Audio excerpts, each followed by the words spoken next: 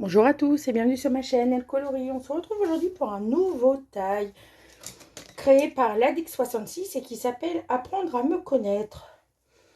Il se compose de 24 questions. Je vous reprends dans un whip dans le Fairy Miracles de Clara Markova et en ce moment j'utilise encore mes Light Fast pour finir la petite dentelle.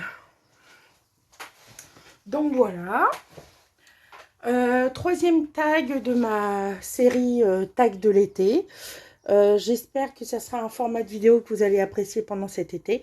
Je m'avance un petit peu car été très chargé au travail. Donc c'est parti pour la première question. Quel est le livre que tu as ou que tu n'as pas qui te fait le plus peur à coloriser? Alors, le livre que j'ai en ma possession et qui me faisait peur il y a encore quelques temps, c'était l'enluminure de Dragonas de Harry Potter. J'ai vaincu ma peur, enfin si on peut dire une peur.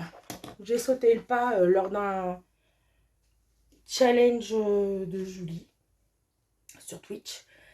Et du coup, je n'ai plus peur de coloriser dedans. Si j'ai un livre que je n'ai pas et qui me ferait peur, ça serait sur le thème de l'illustration. Alors, je suis très admirative de toutes les colocopines qui colorisent dedans. Déjà, moi, je ne suis pas très Disney, mais si j'en avais un qui me ferait peur, ça serait les Thomas Kinkade. Par leur complexité et par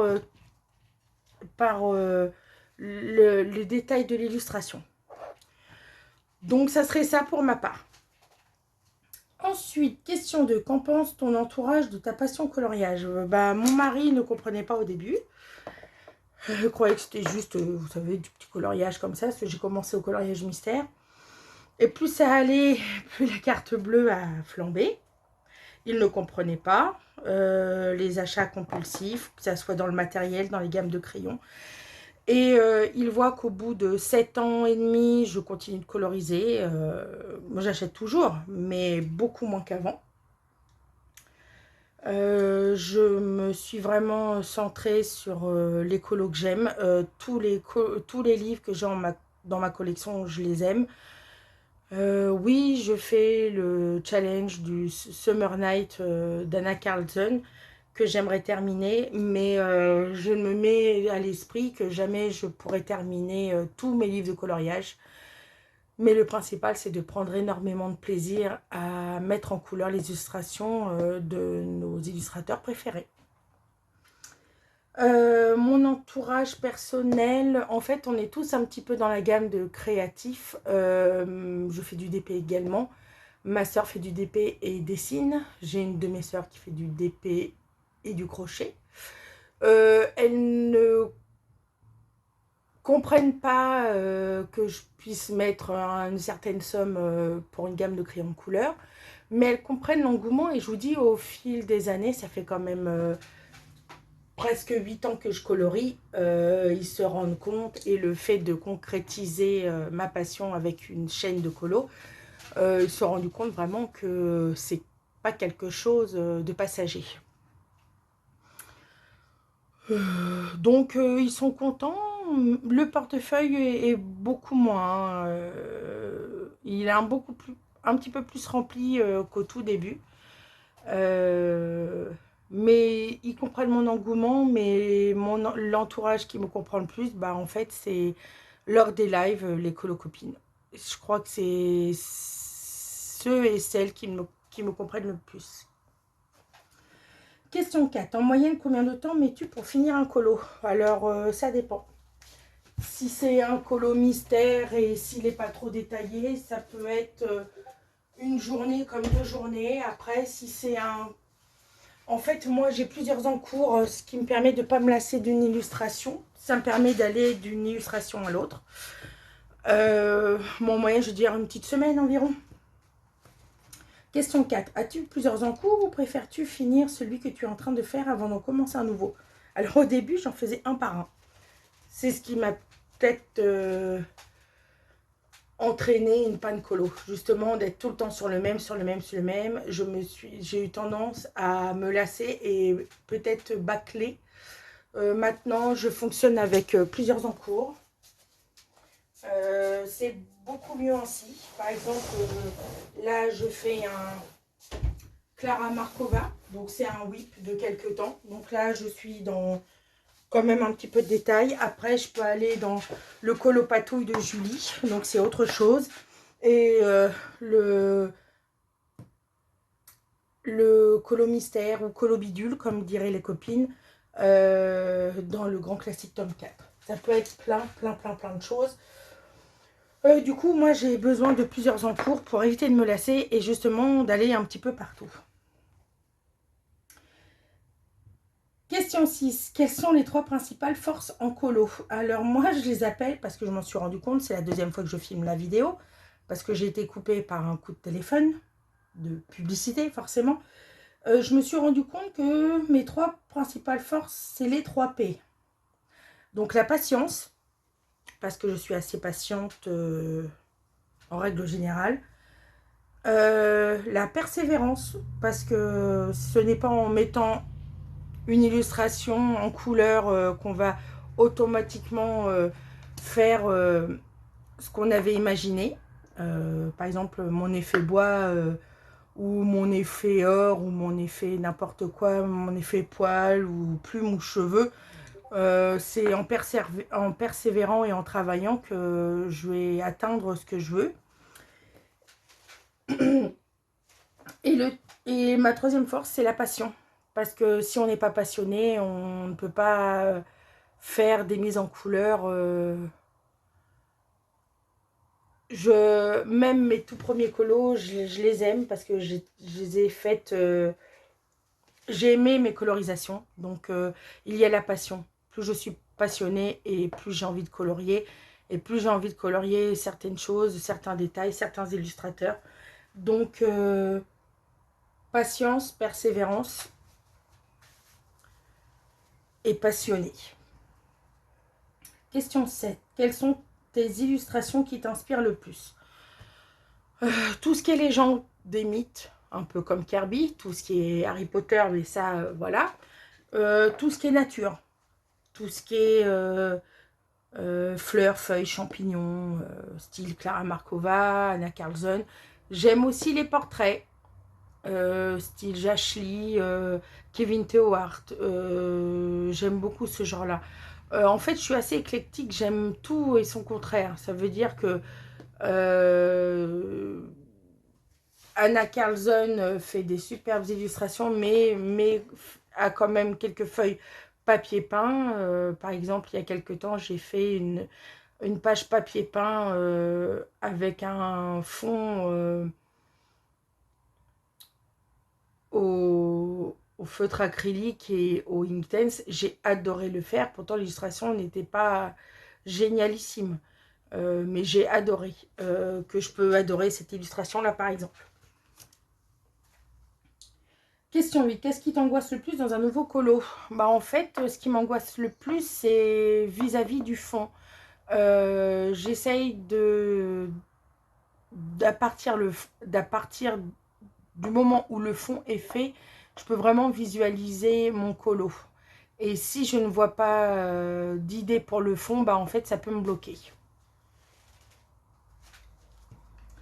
Question 9. Qu'est-ce que tu dirais à un nouveau coloriste? Alors déjà,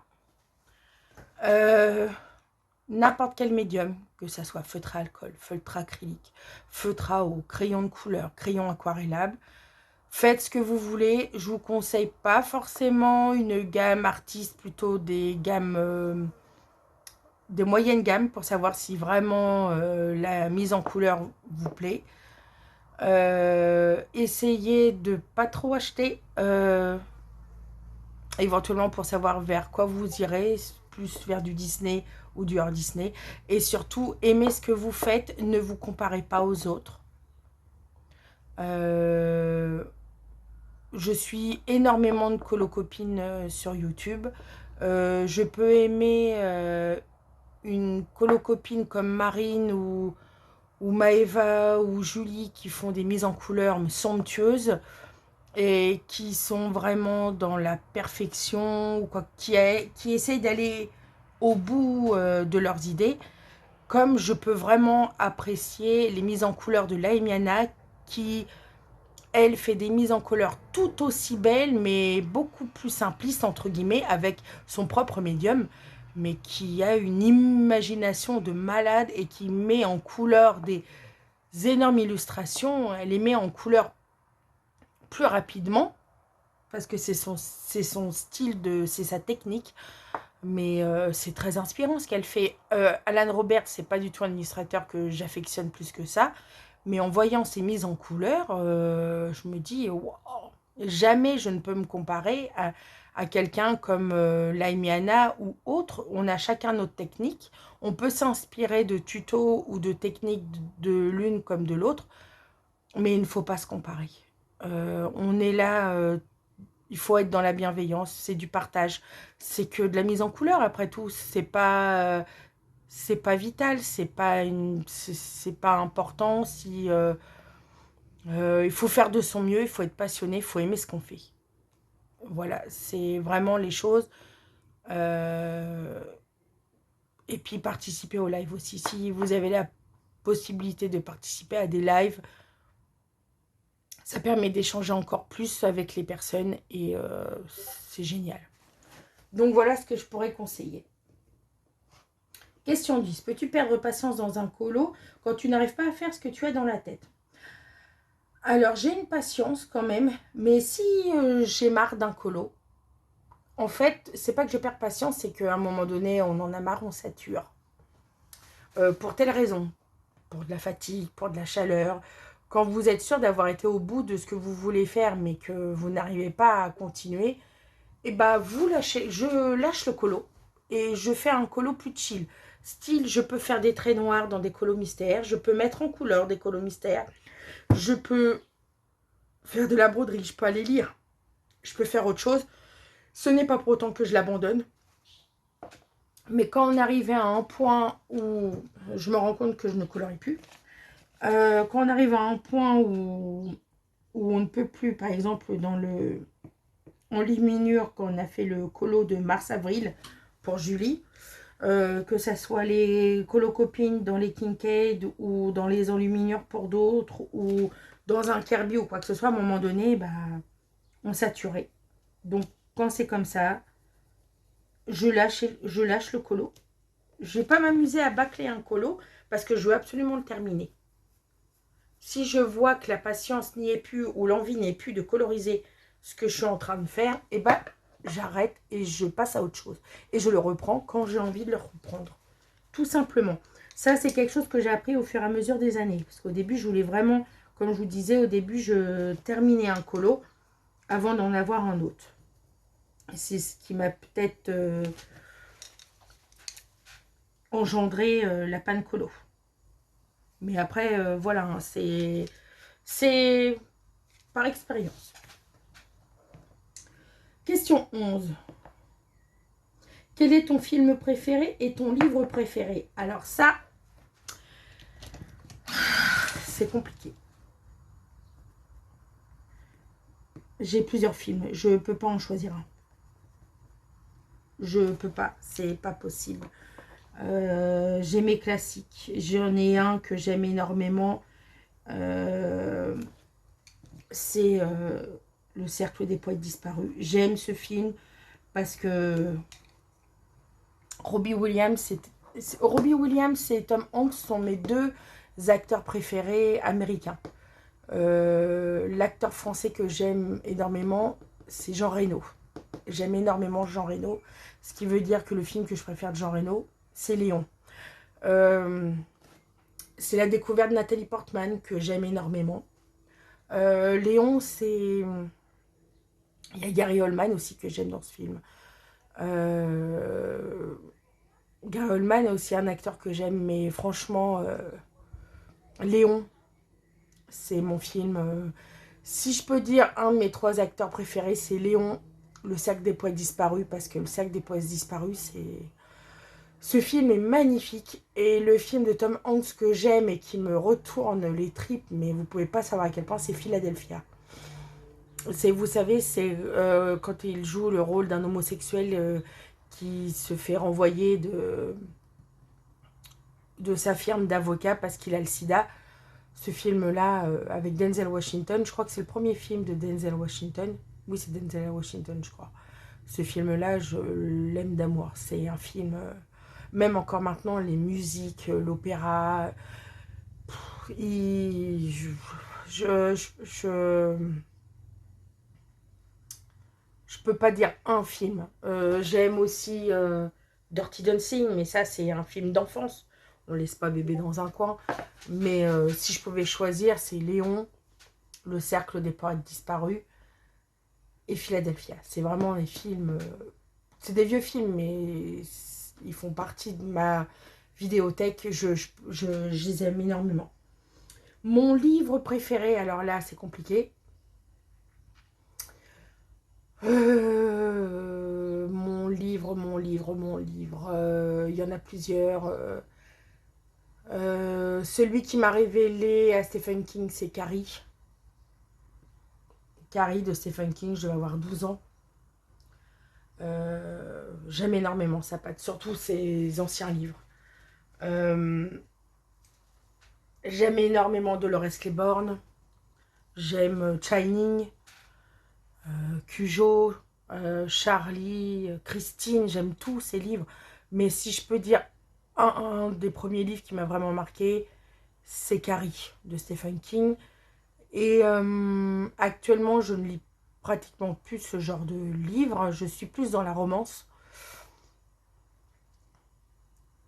C'est compliqué. C'est plutôt un genre. J'ai découvert la fantasy grâce à Jess, des mondes colorés de Jess. Euh, J'en sais rien. J'aime énormément de livres, donc je veux dire, c'est celui qui m'a vraiment le plus mis dans la voie du livre, de la lecture, c'est Carrie de Stephen King. Donc je reste là-dessus, bien sûr, il y en a d'autres. Hein. J'aime énormément les pièces de théâtre, j'aime énormément... je suis très auteur anglo-saxon. J'aime énormément aussi... comment elle s'appelle, je l'aime énormément, elle a fait Les Étoiles de Noces Ed. Ça va me revenir. J'aime énormément ce qu'elle fait. Euh, Sophie Jomain, voilà. J'aime beaucoup ce qu'elle fait. J'aime beaucoup Les Étoiles de Noces Ed que j'ai réussi à avoir en collecteur. Donc oui, Sophie Jomain, j'aime beaucoup. Je regarde le temps. Voilà. Question 12. Dans le colo, es-tu plutôt maniaque ou bordélique? Bah, je suis un peu les deux. Je suis maniaque, style, je note tout. Pas mes combos, mais je note, par exemple, les tags. J'ai mon nuancier. J'ai mes livres. J'ai mes... Par exemple, là, j'ai mes feuilles pour le prochain mystère. Là, c'est les crayons que j'utilise pour mon colo que je fais en ce moment. Tout, il va falloir que je vous fasse un room tour par rapport à mon bureau. N'hésitez pas à me dire en commentaire si vous voulez. Mais tout est rangé. Tout, tout matériel, tout livre à sa place. Donc j'aime bien quand c'est rangé, mais je peux être bordélique en utilisant par contre, par exemple, une dizaine de crayons pour un colo. Mettre tout sur la table, mais par contre, tout est rangé. Je ne peux pas laisser ça traîner. Ensuite, question 13. Plutôt du genre en avance ou en retard? En avance. Je déteste être en retard. Je déteste ça. Je déteste ça. J'aime pas les gens en retard. J'ai appris à faire avec, mais j'aime pas. J'aime pas du tout. J'aime pas du tout. Question 14. Es-tu plutôt introverti ou extraverti? Je suis introverti. Je suis quelqu'un d'assez... je suis sociable au niveau de mon travail. Je travaille dans le milieu hospitalier. Je suis bienveillant avec les gens. J'essaye d'être bienveillant avec les gens et d'être patient. C'est pas tout le temps facile. Suite au contexte il y a quelques années, le genre humain est devenu un petit peu plus capricieux, on va dire.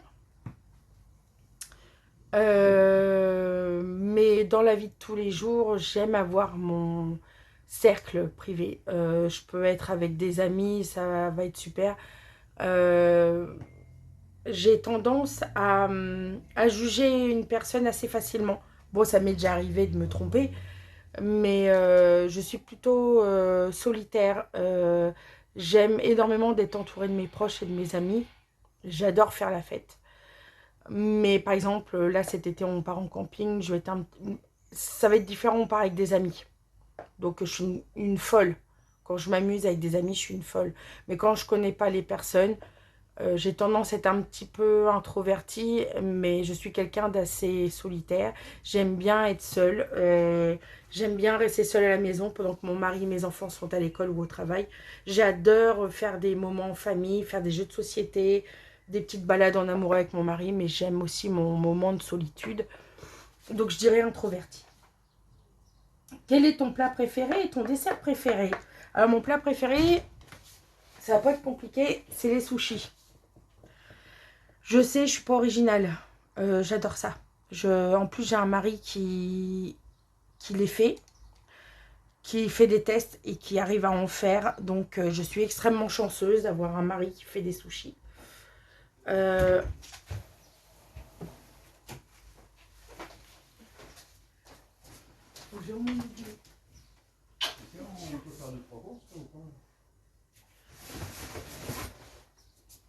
Excusez-moi, c'est mon fils qui rentre de l'école. Et du coup, mon dessert préféré, j'adore l'opéra, mais quand il est bien fait. Et j'adore le Paris-Brest. Mais pas crème au beurre, plutôt mousseline. Voilà. Question 16. As-tu déjà rencontré quelqu'un en vrai que tu as connu sur les réseaux sociaux? Non. À ce jour, non. Mais peut-être qu'un jour. Question 17. Si tu pouvais changer quelque chose chez toi, ce serait quoi? Alors, je vais vous dire quelque chose au niveau de ma personnalité et quelque chose au niveau de mon physique. Si je pouvais changer quelque chose de chez moi, ça serait...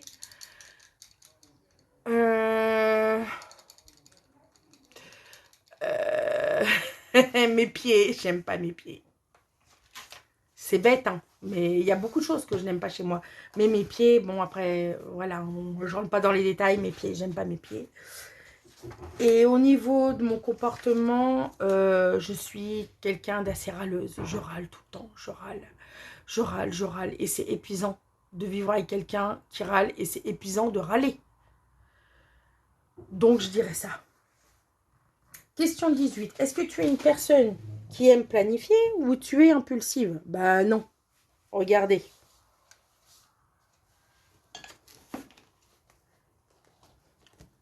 1, 2,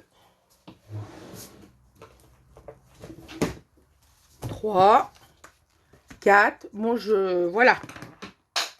Et encore, je n'ai pas tout sorti. Je planifie. Que ça soit les rendez-vous, mes horaires de travail, les vidéos que je veux mettre en ligne, les tags. J'ai tout noté, les tags que je voulais faire. Ça m'arrive hein, de temps en temps d'être impulsive, mais c'est extrêmement rare. Je suis quelqu'un qui aime planifier. Question 19. Quelle est ton expression préférée? Alors j'en ai deux. La première, c'est par rapport au film Le cercle des poètes disparus. Et c'est aussi après l'épisode Covid. Sans rentrer dans les détails, après le Covid, j'ai fait un burn-out. Et en fait, le Covid a été la goutte d'eau. Ça a été la goutte d'eau. Et du coup, m'est revenu en tête pendant mon arrêt de travail une phrase que j'aime dans le cercle des poètes disparus, c'est Carpe diem. Ça veut dire profite du jour présent. La vie est courte, la santé est fragile, faut prendre soin de soi et de ses proches. On vit dans un monde pas tellement joli. Du coup, depuis 2020, je ne regarde plus les informations, par exemple. Je suis dans ma bulle, avec mon mari, mes enfants, ma famille proche. mes collègues, beaucoup de mes collègues, les colocopines, je me préserve et je profite du jour présent parce que la vie peut s'arrêter du jour au lendemain, ça peut arriver à n'importe qui. Et ma deuxième devise, c'est ne fais pas ce que les autres... non, attendez. Ne faites pas ce que les autres... Attendez.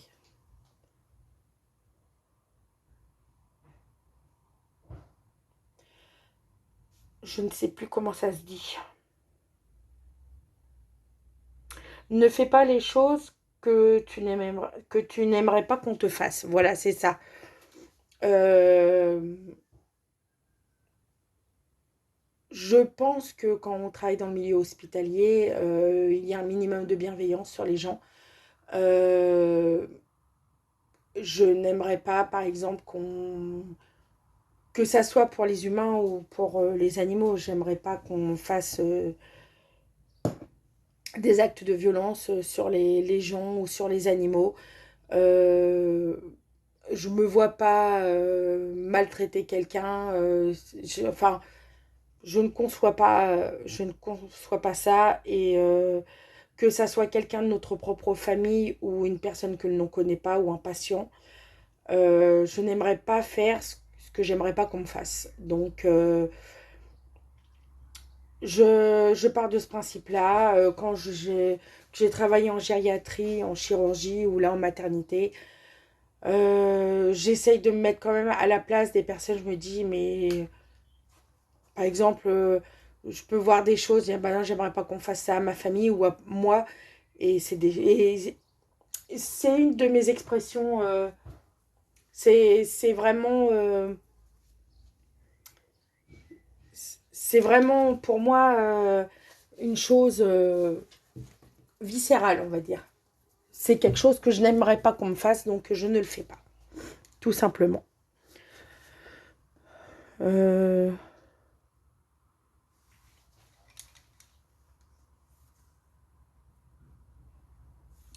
Question 20. Une chose que tu ne sais pas faire en colo. Bah, les portraits. Je suis pas une fan des portraits. Je suis là pour m'améliorer. Les portraits, c'est pas du tout mon truc. Euh, la peinture acrylique aussi. Mais il y a beaucoup de choses. Les fonds, je suis pas non plus... mais surtout les portraits. Et recoucou, on continue la vidéo. Donc, j'en étais à la question 20. Une chose que tu ne sais pas faire en colo, ça je le savais. Je vous l'ai déjà dit, les portraits entre autres. Question 21. Si vous ne pouviez acheter qu'une seule chose, quelle qu'elle soit, qu'achèteriez-vous? Alors là, si je pouvais acheter qu'une seule chose, c'est du réassort de crayon. Je sais, c'est pas très... C'est banal, mais c'est ce que je ressens. C'est ce qui me vient en premier. Question 22. Préférez-vous avoir plein de livres, mais avec des crayons mauvais, ou plein de bons crayons avec plein de mauvais livres? Alors, je préfère avoir plein de livres. Oh, j'en sais rien. C'est compliqué, hein.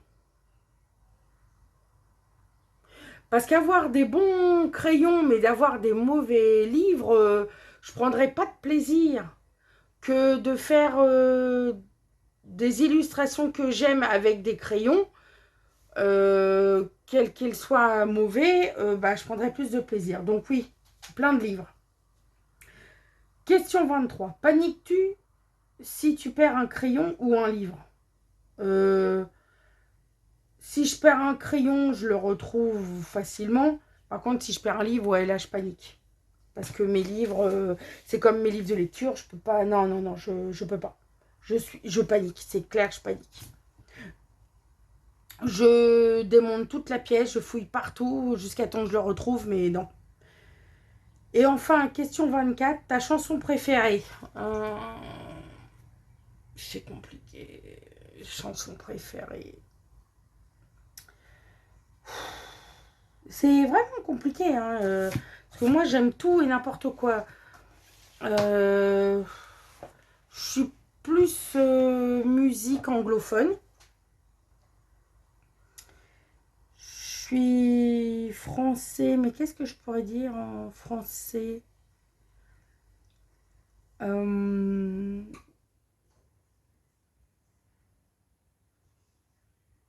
tout ce qui est Daniel Balavoine, j'aime beaucoup. Daniel Balavoine et Francis Cabrel. J'adore la corrida de Francis Cabrel. Ouais, la corrida. Francis Cabrel, j'aime beaucoup. Parce que c'est un sujet qui... C'est un sujet qui me bouleverse. C'est une tradition chez les Espagnols, soit. Mais c'est pas une raison pour maltraiter et tuer des animaux pour le plaisir. Euh, je- on peut avoir des traditions, mais tuer des animaux pour le plaisir, je trouve pas ça. C'est attention, hein, je parle pas pour tuer des animaux pour la nourriture, déjà, voilà. Mais là, pour le plaisir, le spectacle, non, je martyriser, blesser un animal comme ça pour le, non, je peux pas. Donc ouais, la corrida parce que elle est bouleversante d'émotions. Euh, et en fait, il transcrit exactement ce que je ressens. Et en fait, il se met à la place du taureau qui est maltraité. Et elle me bouleverse cette chanson. Donc ouais, ouais, ouais. Je dirais la corrida de Francis Cabrel. Après, en international, bah, c'est compliqué. C'est compliqué, c'est compliqué. J'adore Freddie Mercury, ma queen. J'aime U2, j'aime les Cranberries, j'aime les Beatles. Euh, J'aime Elton John, George Michael, forcément. Les musiques de films, Lana Del Rey. J'aime plein de choses, ma chanson. Euh,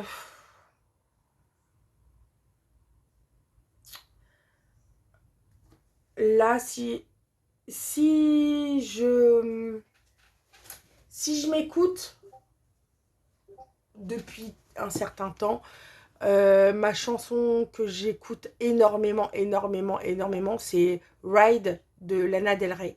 J'aime énormément sa voix, son style de musique. Elle m'apaise, elle a une voix très envoûtante. C'est un personnage très mystique pour moi.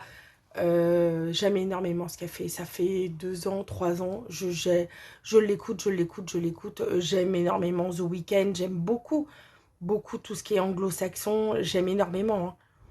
Mais là, si je peux dire, là, c'est Lana Del Rey. J'écoute que ça. Et je ne suis pas... J'écoute ça en boucle. Je peux écouter ça. Sa voix m'apaise. Elle me tranquillise. Et quand j'ai fait mon burn-out il y a 2 ans, ça a été une petite thérapie. Elle me rassure, elle m'apaise. Donc, je dirais la corrida de Francis Cabrel. Et je dirais à l'instant T, Ride de Lana Del Rey. Mais j'aime énormément de chansons. C'est un peu compliqué. Donc voilà. Bah, ça sera tout pour ce tag. J'espère que ça vous aura plu. Désolée, je n'avais pas assez de contenu sur mon téléphone, donc j'étais obligée de la faire en 2 fois. J'espère que le montage, il se fera comme il faut. J'espère que vous avez passé un bon moment en ma compagnie, que ça vous plaît toujours, mes petites vidéos. Je vous souhaite une très très bonne journée. Prenez soin de vous et à bientôt.